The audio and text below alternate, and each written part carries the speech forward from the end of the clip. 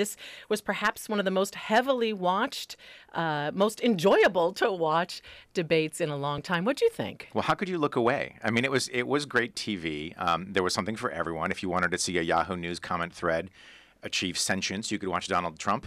If you wanted to see the person that people tend to consider the front runner come across much more weakly, Jeb Bush, you had that. You had fights between different wings of the party and national security, Rand Paul and Chris Christie going at it over civil liberties. It was great TV. I think I've long been a critic of the kind of debate that packs 10 people on a stage. I think it's generally worthless.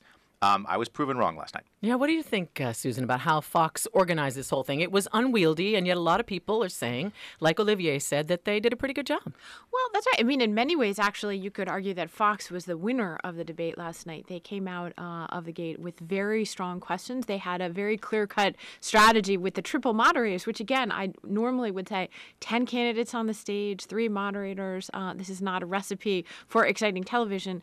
But I was struck by the fact that they had a clear strategy, which was to go directly after each candidate's weakness. And they asked pointed but civil questions to each of the candidates to get the debate going in a way that really set the tone for we're not just going to be tossing softballs here. So I thought that was pretty striking. But of course, the evening's most really sort of astonishing back and forth came relatively early on when Megyn Kelly went directly after Donald Trump on the question of his, very long and, sort of hugely documented history of misogyny. And, that exchange was so revealing. You really have to ask yourself, it underscored, not only the theater of this, but the theater of the absurd. And there were times at the beginning where I have to say, I thought we were watching the Saturday Night Live version of a debate.